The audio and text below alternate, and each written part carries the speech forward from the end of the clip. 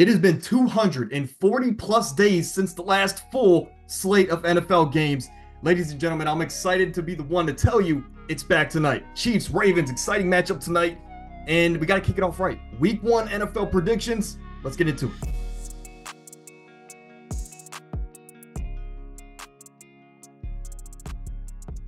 All right, on your screen now, of course, it is the season recap from last year. This includes from week 1 all the way to the Super Bowl. Throughout the year, I was guessing games at about a 69% correct rate. Amir not too far behind at 66. First off, Amir, welcome to the show. I know you're super busy as a collegiate cornerback. How's the schedule looking like? And thanks for making time for the show. It's honestly busy this week. I got practice, basically 5 days a week, meetings, 6 days a week, a game, on Saturdays. So, I'm still making time to be here. Yeah. So I want to ask you, before the season starts, how's it going to feel when you lose to me 2 years in a row?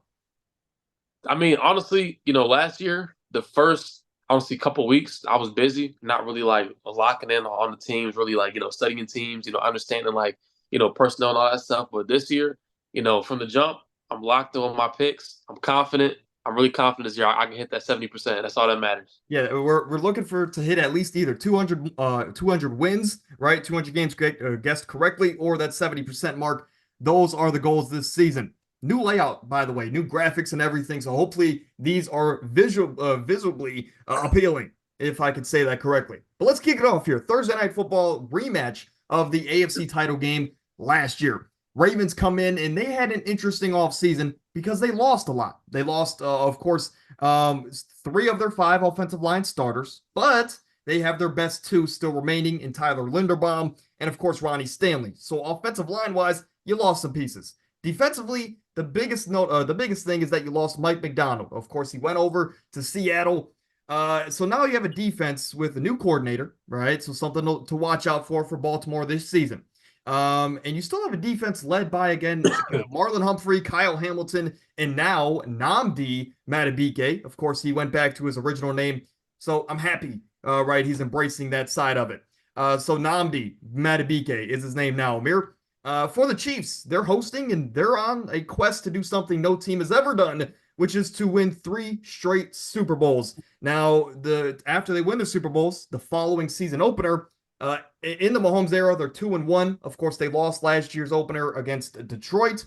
But all in all, this is a team that we said last year, if they can get it done with that roster, they can get it done with any roster on the offensive side of the ball. They've only gotten better, and the defense is still elite. So, Amir, my question to you is, who do you have in this matchup? Can the Ravens get this win? Or psychologically, will it start to creep in the back of their minds? Maybe we can't beat Kansas City. So, for this game, obviously the one thing people like to do every year, happens every year in the offseason, like to kind of diminish and sort of underrate the Ravens. The Ravens might end up having a bad loss during the playoffs. That's kind of diminishing towards the fans, towards the team. People are kind of just like, writing them off. I still think the Ravens are going to be a great team this year. Defensively, they aren't going to be the same. So I think McDonald's a great, defensive coordinator and a great coach. But with that being said, I think Casey takes this game week 1. In Kansas City, we all know Mahomes does not lose in September. I want to say he's only lost in September twice in his career, if that. And so, with that being said, I think he's going to control this game off rip, kind of set the tone for this team, start the year off. I think last year he's kind of having a mindset where it's like, all right, we won it all. But regular season, we started off slow. We kind of struggled. This year, we want to dominate from the beginning of the season all the way to the end. If he ever wants to be the GOAT, I think a three-peat's something he needs on his resume. Yeah. And I don't think he's ever going to have a chance to do it again, right? So there's actually a lot of pressure on Mahomes in this season as far as his legacy down the line, because even if he doesn't win 7 Super Bowls like Brady, he's going to have something on his resume that Brady never did, and that is a three-peat. So, again, something way in the future, 20 years down the line, we'll be discussing. But I will also take the Chiefs here for all the reasons you mentioned. I just think that, if the Chiefs can win this one, for the Ravens, I worry about it. They're still going to be a great team. They're a well-oiled machine with a 2-time MVP quarterback. But psychologically, if you lose this one again, right after losing to him last season, are you going to start having thoughts in the back of your head of, can we beat this Chiefs team when it matters most? Something that just to look out for. But they were a great road team last year. Let's talk about Brazil, Amir. Let's head over there and get our passports. The Green Bay Packers and the Philadelphia Eagles, first ever game taking place in Brazil in NFL history. This week one is absolutely amazing, right? As far as what we have on our slate. But this Packers team, and Amir, you know this better than most, maybe better than anybody.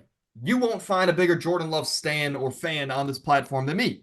I wanted him on the Browns since he was at Utah State. That didn't happen, of course.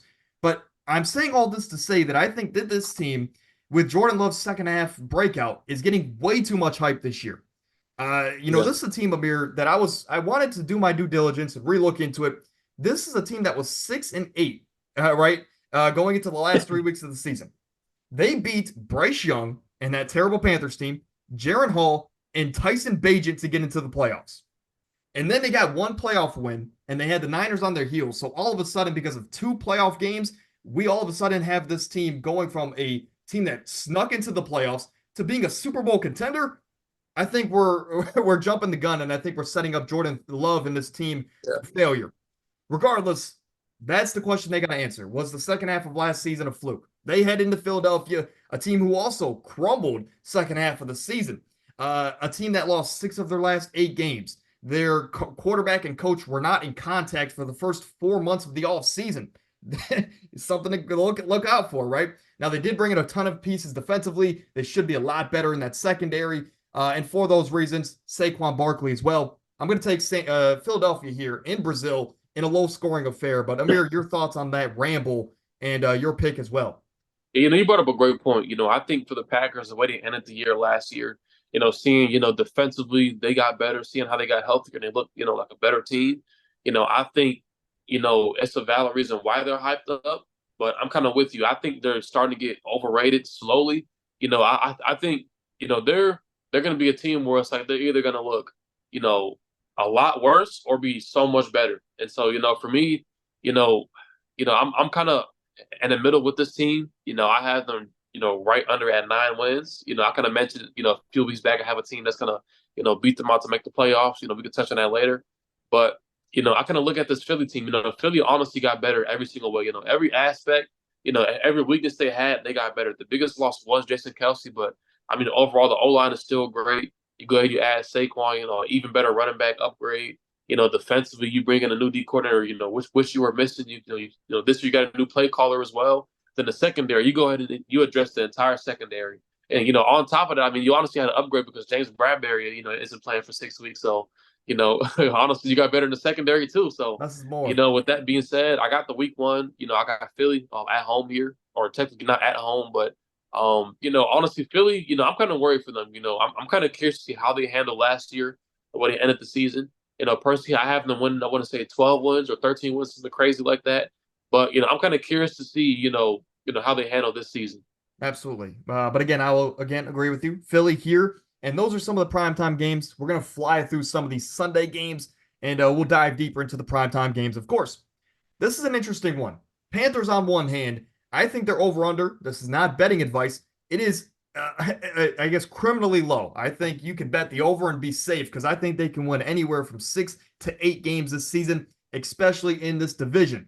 But they bring in Dave Canales. He looks to revitalize this franchise and quarterback room like he did in Seattle and Tampa Bay the last 2 seasons. Bryce Young was the former #1 overall pick. They surrounded him with better offensive line weapons or pieces, weapons on the outside. The defense, it got a little bit worse. Of course, you got rid of Brian Burns, but outside of that, they still have a great secondary. Interested to see some of the young pieces that can step up in the front seven. They head to New Orleans, a team that has the worst head coach in football. They have had the worst head coach in football for the last 3 years. They have a solid quarterback, solid roster. Of course, defense led by the Honey Badger and Demario Davis. I just think this is a last dance kind of a year. I think this is a year where I think it would be better for the fan base and the organization to, win 3 to 4 games and put themselves in a position to get their next franchise quarterback, whoever that may be. So for that reason, I believe in this Panthers team a lot more than other people. I'm going to take them here in an upset win on the road to kick off this Dave Canales era the right way. The one thing I would say about New Orleans, it seems like every year, they honestly have a pretty good defense. But offensively, I mean, they really, are really struggling a lot. And last year, we kind of seen, the play calling by Dennis Allen, the structure offensively, it was a straight dumpster fire. We saw Derek Carr, be completely inconsistent. We saw him, struggle, reading defenses, getting the ball off. Kamara was suspended for the, first half of the year. I'm pretty sure. And so, first month, yeah. right, like the first month or so, I think for Carolina, they're more so coming into the season with, you know, more confidence. Bryce Young's more confident. They got a brand new head coach. For the Saints, they're kind of, coming into the season like, oh man, we got to deal with all these problems once again. Our team honestly hasn't gotten any better, aside from adding Chase Young. But, I think Bryce Young's honestly in a good spot where he's not under as much pressure. The team has gotten better. He has an actual, QB coach to help develop him offensively. And so for that reason, I'm taking Carolina here. Yeah, in the preseason, Bryce Young looked a lot more comfortable, and that team looked a lot better, especially with the additions up front with guys like Robert Hunt, et cetera, et cetera. But we're both taking Carolina Panthers on the road, and that is a trend that you're going to see a lot throughout the season. We do our picks at different times, right? So we just kind of throw our picks right before the show. And let's just say that we talk a lot about football, so we tend to have the same thoughts. But let's get into it here. We can go through this one quickly. Minnesota, they've had a terrible offseason. Kirk Cousins left, and of course, injuries upon injuries have occurred for this team. Now, their new starting quarterback is Sam Darnold. Maybe he, technically, physically, he's in the prime of his career, 26, but we haven't seen anything to believe he can lead a franchise for more than, I guess 6 to 8 wins. For the Giants, on the other hand, Brian Daboll's on the hot seat. 2 years ago, led this team to the playoffs. Ironically, beat the Minnesota Vikings to get the Giants' first playoff win in a while at that point. But last year was a down season, to say the least. This offseason, they brought in Brian Burns in a big trade, and now they have maybe the best defensive line in football with guys like Kayvon Thibodeau, Brian Burns, and Dexter Lawrence. The defensive backfield is okay for the Giants. I think the defense is going to be the reason they get many wins this season. Maybe they can win some games they shouldn't because of that defense. But I'm going to take the Giants at home here. Even though I like Kevin O'Connell, I think they're a better team. But I think the defense is going to be the reason why they get this job done. Amir, your thoughts here. And my question to you as a cornerback, how many bodies would you have on Jefferson with TJ Hawkinson and Addison possibly being out? So, hey, man. Hey, listen, I'm 4. I think you might just want to throw 4 on there and force yeah. Aaron Jones to beat you. Yeah, hey, listen, I'm letting them run the football, and I'm bracketing J Jet as the entire game. And honestly, I was hoping you were gonna differ me on this pick. I got the Giants as well, and honestly, you brought up a great point. Me and you kind of agreed on this. The Giants are honestly gonna win, some solid games this year just because of that. That front 7 defensively alone. That D line I think is going to be too much for Sam Darnold to handle. I would say, I'm kind of happy he spent a year under Kyle Shanahan, to kind of develop as a quarterback. Even though he was a backup, I think that'll honestly help him. But with the injuries and stuff like that, the fact that he's coming into, his first game with this new team, I'm honestly, expecting this Giants pass rush to be way too much for him. Absolutely. The Patriots, the question is may or may not. I apologize for that pun there, but of course, Drake May, right? When is he going to see the field? Is it going to be this game after this first half? Is it going to be week 4, week 5? Interested to see when he will take the field. But of course, Gerard Mayo, it is a new era in New England. Bill Belichick, it seemed like he was there for 50 years. He is now no longer, right? So Jared Mayo, as you can see, this team is projected to win 4 games this year. It's a different New England Patriots team, and we have to expect them to rebuild for a couple years to really see what Gerard Mayo is going to be as a head coach in the league. But they go to Cincy. Cincy, of course, has some questions in their wide receiver room. Is Jamar Chase going to play? Is he going to get a new contract? I think he will play regardless of if he does or not. T. Higgins is on a contract year. They lost Tyler Boyd. But overall, Joe Burrow's back. And if you have a top 2, top 3 quarterback coming back to your team with elite receivers and the good defense that they have, they're going to be able to win a decent amount of games. So I'll take Cincy at home here. Yeah, I'm taking Cincy at home. I think this is a no-brainer. But I would say, I'm happy, Mayo isn't, rushing to start Drake May. He's honestly your future franchise guy. Take care of him. Make sure he's fully developed. Understand him out there when he's not ready. He's still kind of learning the offense. Still, kind of getting adjusted to it. Especially with a team like this. Honestly, New England has, really no major receiving talent. No offensive star power. So it's like kind of throwing him out there. But honestly, just mess up his development. Yeah, I think it's big for Drake May, and this is the quarterback of Gerard Mayo's era. If he rushes Drake May out there and he struggles and he's not what you drafted him to be, you're going to be fired, all right? Just as quickly as Drake May is going to be replaced. Pittsburgh at Atlanta. This, I think, is one of the most interesting matchups. So we'll have to see where you lie on this game here. But Pittsburgh comes in with quarterback questions, and is it going to be Russell Wilson or Justin Fields? My question throughout the season, as great of a coach as Mike Tomlin is, can he manage this locker room? Because let's say they start off rough, right? Or if they go on a 3-game losing streak, is the locker room going to be so divided to the point where it's not going to translate to the field as far as being a good team? I'm just saying we saw it with the Eagles last year. When the locker room is divided on a certain player or a certain coach, that can destroy a football team for the rest of the season. Interested to see if that will happen in Mike Tomlin's locker room. But this is the Arthur Smith revenge game. He's the new offensive coordinator in Pittsburgh after being a piss-poor head coach in Atlanta for many, many years, holding back a lot of their talent. For Atlanta, we got a report yesterday. Kyle Pitts has a hamstring injury. We're going to have to see how that plays into the season, if that's going to linger on or if he's going to have knick-knack injuries along the way. But Raheem Morris comes over from the Rams. He's the new head coach. It's going to be a great system. They bring in Zach Robinson to run the offense, and it's Kirk Cousins' debut. So as a Falcons fan, you go from Arthur Smith and Desmond Ridder to Raheem Morris, who's unproven, but Kirk Cousins. So big upgrade there in my eyes. You're projected to win this division. And who'd they just bring in? Justin Simmons and Matt Judon. So adds on to the great defense. I'll let you pick first here. Hopefully we don't have the same pick. I would say, this is probably the toughest matchup of the week. Just based off the fact that they both have two great defenses. Both have two brand new quarterbacks. And so for me personally, the one thing I've learned to not do is doubt the Pittsburgh Steelers. And defensively, they've got even better, boosting up their secondary. Up front, they're still great, still amazing. TJ Watt's going to be healthy.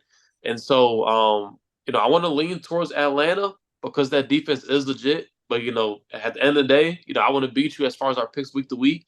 And so I'm going to differ because I feel like you're going to go Atlanta. So I'm going to go Pittsburgh on the road here. I have Pittsburgh as well, so we will not differ here. But we talked about that last week, right? When we did our record predictions, we said that Atlanta might get off to a slow start and they might win this division at 9-8. We might not see the best version of Atlanta until the last month of the season. But I mean, hey, Pittsburgh, when TJ Watt plays, they win like 80% of the games that he plays. Insane. And he is starting to get disrespected. And I hate to say that as a Browns fan. First divisional matchup here. We have the Texans, who seem to be the new America's favorite team. They're in the state of Texas. They brought in a lot of new pieces, but most notably, of course, Stephon Diggs on the offensive side and Danielle Hunter on the defensive side. Now, this is a team, Amir, that I went back and I was looking at it because I was like, I saw where you were kind of projecting them to be in your power rankings, and we'll see the official list later. But I was like, am I underrating them? This is a team, Amir, with a rookie quarterback, which hasn't been done, by the way. They led the league with the least amount of turnovers with 14, and they played in like 19 or 20 games. Absolutely insane with a rookie quarterback, rookie head coach. They are one of the funnest teams to watch this year. Now, for the Colts, on the other hand, Shane Steichen coming back for year number 2, and he had this team with Gardner Minshew one drop pass away from potentially winning Week 18 and going to the playoffs. And, as Browns fans, I think, Amir, we can comfortably say we wouldn't have lost in the first round to a team like the Colts, but instead we had 50 put on our heads by C.J. Stroud. But you get Anthony Richardson back. Of course, you bring in Adonai Mitchell, Layatu Latu, my defensive rookie of the year pick. With all that said, though, I'm taking Houston on the road. Yeah, I'm taking Houston on the road here, but I would say this is another game that's close. People might think, it's crazy because Houston, should be a top 5 team in the league this year. But this Colts team, is honestly no joke. And, seeing last year, seeing the fact that they were still, having high scoring games, still, dominating great defenses with Gardner Minshew at quarterback. A guy like Josh Downs who's underrated, Pittman who's underrated. And the fact they have a great draft, like you just mentioned, bringing in AD Mitchell and Latu. I think this Colts team is legit. I just think that Houston team just has way too much. Yeah, I think the closer we get to the year, the closer or the more I think that they're just going to run away with this division. Yeah. The Cardinals here, I think I'm not as high on them as some people on Good Morning Football, but I have come to the defense of this Cardinals team since middle of last season. I think they're going to be a good football team this year. I had them winning 7 to 8 football games last week. I think that's in the realm of possibilities. Now they're, over-unders at 7. I think they can potentially, sneak into the playoffs. I don't want to go that far. I think they might be 1 or 2 games out. But this is a team that improved their offensive line. Last year, when Kyler Murray returned to Mir, they were a top 10 offense, top 10 in points, yards per play. Kyler Murray was the energizer this team needed, right? Crazy when you have a good quarterback come back to your team, even if you have subpar options. But the team's only going to get better. You bring in maybe the best wide receiver prospect ever. The defense is below average, at least as of right now, but they should be a fun team.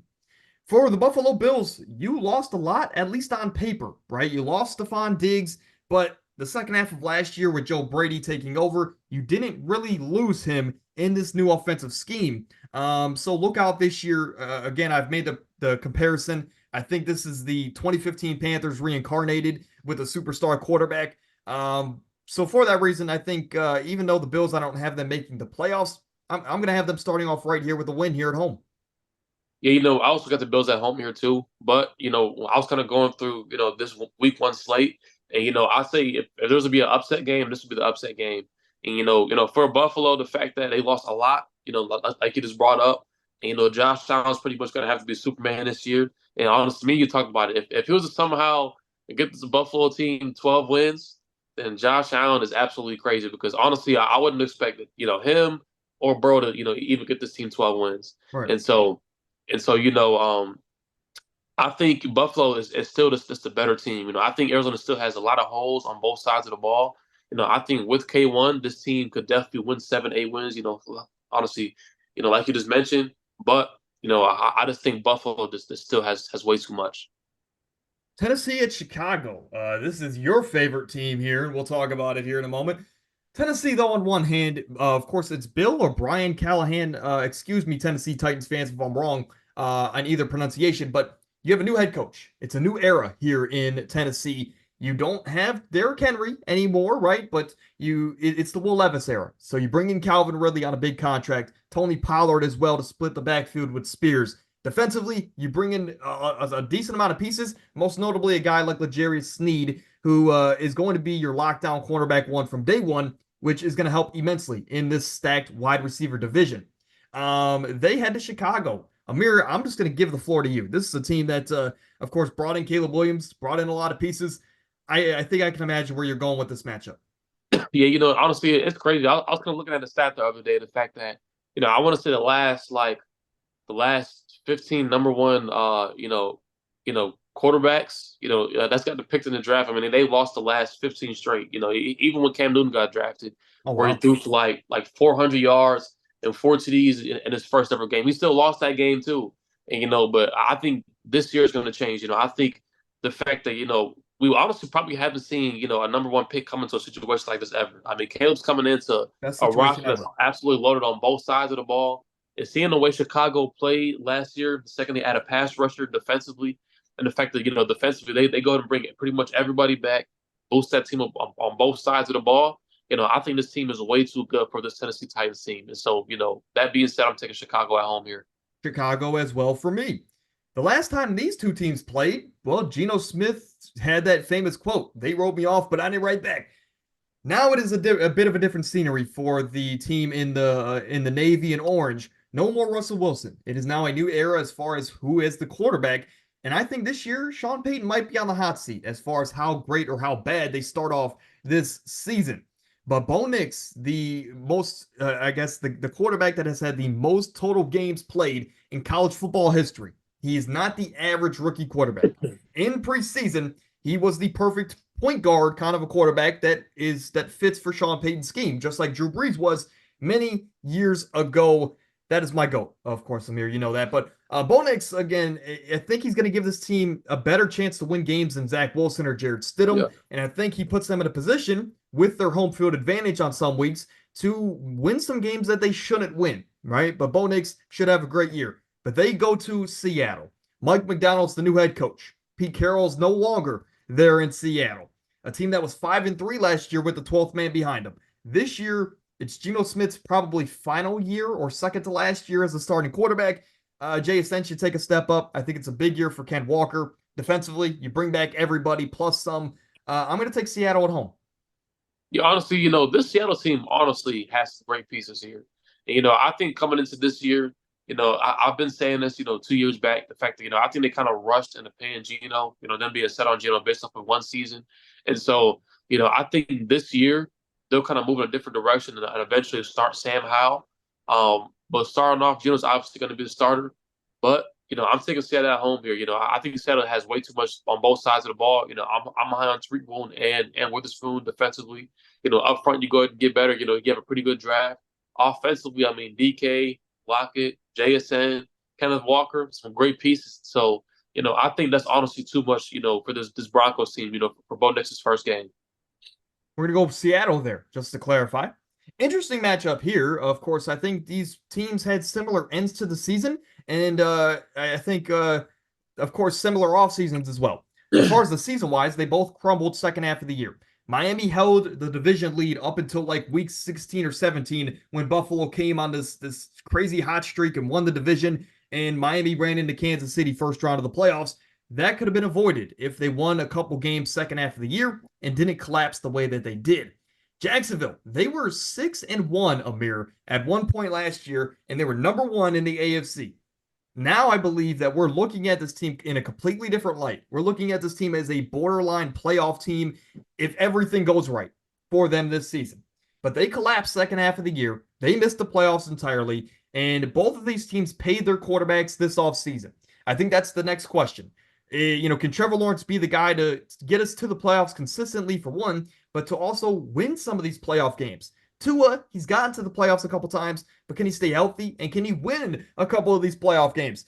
I think two teams in similar situations, big proven years for both quarterbacks after getting the money that they did. But I'll leave it up to you, Amir. Who are you going with here in this, I guess, back and forth matchup? So, I'm surprised that line for Jacksonville was at 8.5. I had them a lot lower. I think this year Jacksonville's going to collapse again, based off of last year. Despite those injuries, I mean, Jacksonville really hasn't gotten much better at all on both sides of the ball. They honestly lost some pieces defensively. And so, I think Miami at home here is the better pick. So I'm taking Miami at home here to clarify. Despite Tua being inconsistent last year, despite this team struggling to beat teams above 500, I just think week one with a clean slate, the fact that Tyree's going to be healthy, Waddle's going to be healthy. Last year he was kind of dealing with some injuries. And I just think this team, also bringing Mostert back, A-Chain's back, going to have a great year. Also, the O-line's going to be back healthy, which they didn't have last year. I think the fact that, this Miami team's coming back into this year, I think they have a lot more confidence to kind of go out and win this week one game. Yeah, of course, they lost Robert Hunt up front. They also brought in Jalen Wright throughout the draft. So another speedy option in this offense. They might want to consider just going 5 wide with Tyreek Waddle and then the 3 running backs. Just one of these guys are going to win their vertical routes to it. Now I want to clarify. By consistency, I meant that, look, he led the league in passing yards last year. It was just his health at times. And in those big time games like the playoffs, and of course that late season game against the Bills, he just wasn't the quarterback that you ended up paying this much money to. But to clarify, we're both going Miami. To this point, no differences. Maybe that'll change, maybe not, right? It's week one, by the way, so we've had a lot of time to talk about these games and have a lot of the same thoughts. Raiders are finally in their Minshew mania era. They decided to go with Minshew over Aiden O'Connell, even though that Aiden O'Connell was the quarterback that Devontae Adams preferred. Something to remind, or just to keep in the back of your mind throughout this season. But they were 2-6 on the road last year. Not a great team. You bring in Christian Wilkins, right, to beef up that defensive front. Something to look out for. But they go to Los Angeles, even though it's not much of a home field advantage. They were 2-7 at home last year. But Jim Harbaugh is now here, and he is on a quest to set a new culture for the LA Chargers going forward. This is a team that's always had a lot of talent over the last 10 or so years, but they can just never get it done. Something is just not right always for the LA Chargers. Now, for the LA Chargers, with Jim Harbaugh here, I think this reminds me a lot of year one at Michigan for Jim Harbaugh, where he goes there, he has some okay to solid pieces all around, and when you compare their roster to other collegiate rosters at the time, you didn't think that they were going to be as good as they were, but they went out there and won 10 games. They overperformed. I think he's going to do that with the Chargers. I think they can win 8 to 10 games, and I think they're going to be a team that makes minimal mistakes, and they have the quarterback to take them over the top. Your thoughts on this matchup, Amir? Honestly, I would say this Raiders team honestly has some pieces on both sides of the ball. I mean, defensively, they aren't, the worst thing in the world. Offensively, I mean, you have Devontae Adams and also, Jacoby Myers, who's also solid. And so, I think, for them, it's more so, the quarterback situation. And, for that reason why I'm going to go ahead and lean towards the Chargers here. It's a lot easier to kind of get, a gunslinger quarterback to kind of, change his play style to more of a run heavy play action type scheme. It's a lot easier. It'll take the pressure off of Herbert. And I think, it'll honestly make his life a lot easier. He'll perform better. He'll be a lot more stress free. And so I think the fact that Harbaugh's coming in already proven. I mean, he's already proven himself in the NFL in the past. And so I think, for basically every reason you kind of just mentioned, this Chargers team's coming in, and got to take this week one game. Yeah, absolutely. Big game here. Of course, Tom Brady's debut in the broadcasting booth, at least at the NFL level. Something I just want to throw out there, right? The GOAT is, he does a lot of things. The Cowboys coming to this game, they won 11 or 12 games last year, won the division. But when you look at it, they were 4-5 on the road, right? And of course, they go to the playoffs and they lose to the first ever 7th seed in NFL playoff history. Something to look out for. But we've said it all offseason. It is a contract year for everybody in Dallas. For Zach Martin, Micah Parsons, Mike McCarthy is the coach, Dak Prescott, some of these other pieces like Brandon Cooks. There's a lot of people that want their money on this team, and Jerry Jones is being stingy, refuses to pay his players. But this is a big year for Dallas, and I'm excited to see what side of the spectrum they go on. Either if they completely collapse this year with all the pressure and the outside noise, or if they continue to be Dallas and win 10 to 12 games. They go to Cleveland, a team that had the #1 defense in football last year. It all depends on Deshaun Watson. Of course, you see there the Browns have the best home field advantage in football. If not, it's pretty close. I think, as Browns fans, people like to, I guess, make fun of this franchise and organization. But I think we have, if not the best, we're a top 3 fan base because we always sell out no matter if we're 0-16, 1-15, or, of course, the last couple of years where we've had a carousel of quarterbacks. The Browns fans always show up. And we were 8-1 at home last year, Amir, and I don't know if you remember, but the one game we lost was to the Ravens because DTR was our quarterback in his first career start. But it all depends on number 4 this year, depending on if we're mediocre or we shock a lot of people and win, to 11 to 12 games. Your thoughts on this matchup? Yeah, so I'm taking Cleveland at home here. I think the fact that, the Browns coming back, defensively, we have, pretty much the whole entire defense coming back. Everybody's healthy. It's week 1 in Cleveland. We know exactly how it gets week 1 in Cleveland. With the fan base, with the home field advantage is no joke in Cleveland. It kind of sounds crazy that I'm saying that, the outside fans. But, I think this Dallas team has all the pressure in the world on them. Last year, the way they collapsed against Green Bay in the playoffs, the fact that every single year they've been known as frauds, as chokers, and the fact that, even all the offseason drama with Jerry Jones not paying his players, kind of being hesitant on, bringing his guys back. I think that Cleveland, takes this one year. Yeah, absolutely. I agree with you again. The Browns, it's going to be kind of counterintuitive depending on our power rankings here in a moment. But, again, we're Browns fans. I'm going to pick them until they prove me wrong. This is a matchup, Amir, where I debated who I wanted to win this game up until 30 seconds before we recorded. But I think it's a popular upset pick. Of course, Jaden Daniels, Dan Quinn, they come into this Washington Commanders team, an organization, a team that also brought in a ton of veteran pieces like Austin Eckler and Bobby Wagner, some other pieces along the way. They had a good draft outside of Jaden Daniels. They, of course, still have Terry McLaurin, Brian Robinson, right? Solid defensive pieces as well. Great defensive line, even though they don't have Montez Sweat. This is a team that's interesting. So, again, I debated if I want to have the rookie Magic come out and have a great week 1 win against Tampa Bay. Something I'm still debating to this moment. For the Tampa Bay Bucks, you lose your offensive coordinator, but you bring in the offensive coordinator, and I forget his name, but he comes over from Kentucky. So something to look out for. I've worried about this offense and if they might digress regress a lot. That's the word I'm looking for. Without Dave Canales, But regardless, they still have basically the same team as last year. They just lost some defensive pieces in the secondary, which we have to remember. But outside of that, Abir, who are you taking in this matchup? I'm gonna be honest, this is a pick I'm still thinking about right now too. And I had Tampa Bay at first, but the more I think about the fact that Dude, this, I gotta hey, say it before you. You gotta say it. I'm gonna say it before you. I'm taking Washington. hey, I'm taking Washington too now. I'm not actually thinking about it, man. I mean, this Bucks team, honestly, I mean, last year defensively they struggled. Up front, they were great, but in that secondary they really struggled a lot. And the fact that, they pretty much lose some pieces up front. Offensively they lose Canals, which is a huge, huge loss, and it's not talked about enough. Offensively, I think that the fact that you bring in a new coordinator to start this week one off, with Washington, Jaden Daniels, who's he's under pressure, but he's not under all the pressure in the world. The fact that he wasn't number one, he's coming into a new system where, honestly, it's a fresh start. He's already developed, and I think, this Washington defense might be too much for Tampa Bay in this first game. And so, I'm going to lean to Washington here as well. So that we'll have to fix that maybe in the editing part. Yeah. But we both originally had Tampa. We both just now switched to Washington. Sunday Night Football here. We have, of course, Detroit coming in. And we had this matchup in the NFC wild card last year. Detroit got the upper hand. There's a lot of storylines that can play in here. Of course, Stafford's old team and the big trade that happened with Jared Goff as well. Regardless, Detroit in this matchup.